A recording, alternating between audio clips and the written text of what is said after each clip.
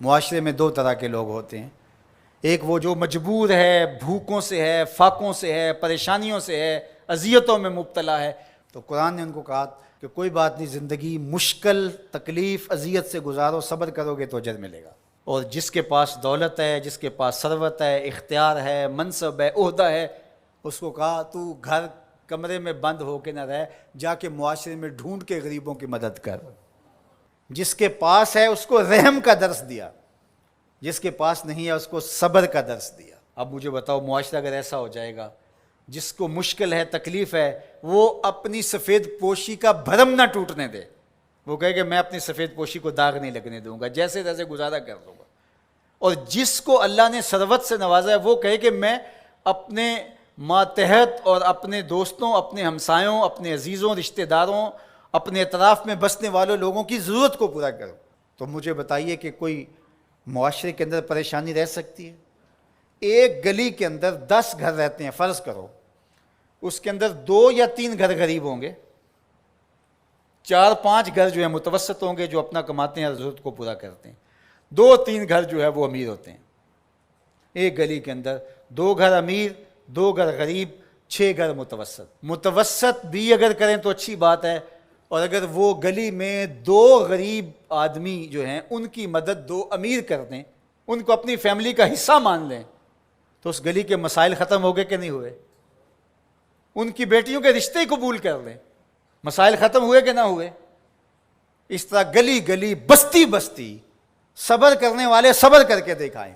سید علی المرتضیٰ رضی اللہ تعالیٰ عنہ سے روایت ہے، آقا کریم نے فرمایا جو اللہ کے دیے گئے تھوڑے رزق پہ راضی ہو گیا، اللہ قیامت کے دن اس کے تھوڑے عملوں پہ راضی ہو جائے گا۔ اس کے لیے کتنی موج ہے۔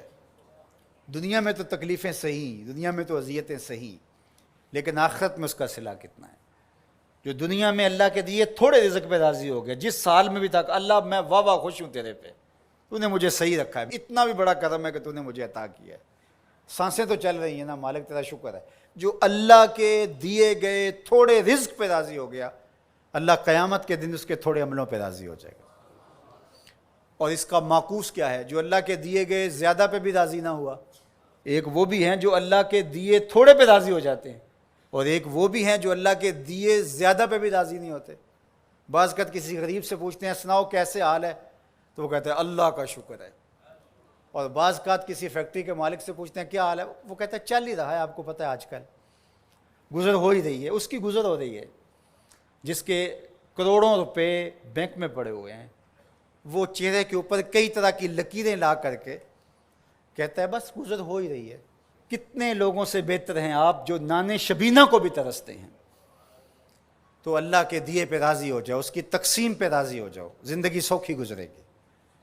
نہ راضی ہو گئے تو پھر کیا کر لیں گے ہم؟ اگر اللہ پہ راضی نہیں ہوں گے تو پھر کیا کر لیں گے؟ پھر بھی تو ایسے ہی گزرے گی۔ تو بہتر نہیں راضی ہو کے گزرے اور آخرت کا سودا ٹھیک ہو جائے۔